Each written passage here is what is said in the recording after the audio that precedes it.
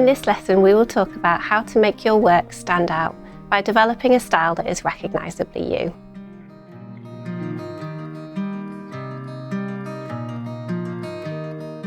Now that we've identified your goals and hopefully your audience, we can start to think about how to develop a unique aesthetic that supports that.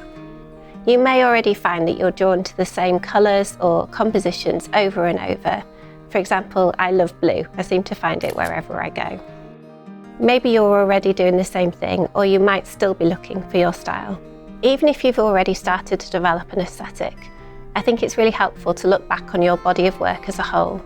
Try and think about which photos look good together, how they pair up and match against each other.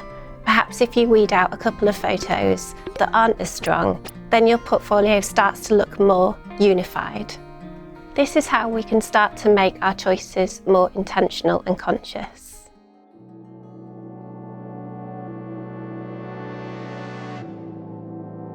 Trying to be consistent and intentional with your colour is a great way to make your work recognisably you. There's a lot of science behind choosing colours to represent your personal brand, and knowing some of the things that work can help you to choose the colours that are right for you. Keep in mind that if you're drawn to the same colours over and over again naturally, then these probably are the colours that suit you best. Personally, I try not to banish any colours completely from my gallery, but I suppose I do try to avoid having too much predominant black in my images. That usually involves me trying to shoot in soft light to avoid strong contrasts and deep shadows, and also bring out the softer colours. I also try to increase the negative space so that the viewer's eye has somewhere to rest as it moves around my gallery. Keep in mind that colours have the power to evoke an emotional response. For example, reds tend to make us feel passion and warmth, whereas blues can evoke a sense of stillness and calm.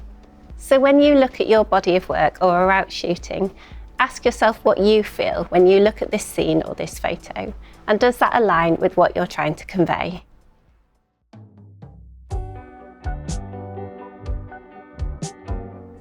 Some photographers are very strict about what colours they will include in their work. For example, some completely avoid blue sky and always stick to more earthy tones and greens.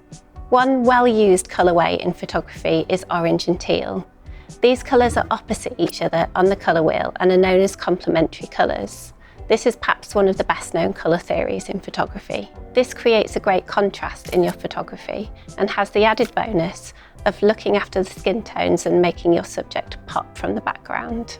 If we look at some of the photos I've taken here in France, we can see some examples of complementary colours. For example, the green and red here, and the yellow building here against the blue sky. However, I want to show you another option and something that works really well. When the colours are closer together on the colour wheel, they're known as analogous colours. And you can see how these pops of red work really well amongst the ochre and the yellow of the buildings here. Analogous colours give your work a softer contrast and a more tonal look. And these are some of the choices you can start to make to give your work that unified aesthetic.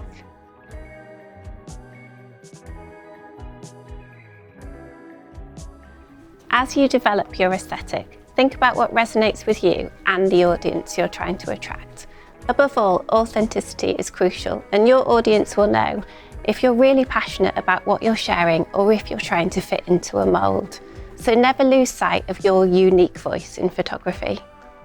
This video was a free preview of the Instagram Academy course. In this course, we'll delve deep into everything you need to know about mastering Instagram. Whether you're just starting out on the platform or looking to elevate your game, you'll be equipped with the tools and knowledge to make your content truly stand out.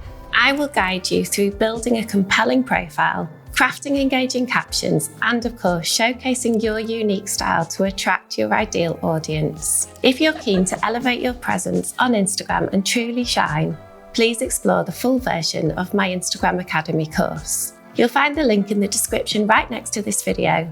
Click on that link and I will see you inside the Instagram Academy.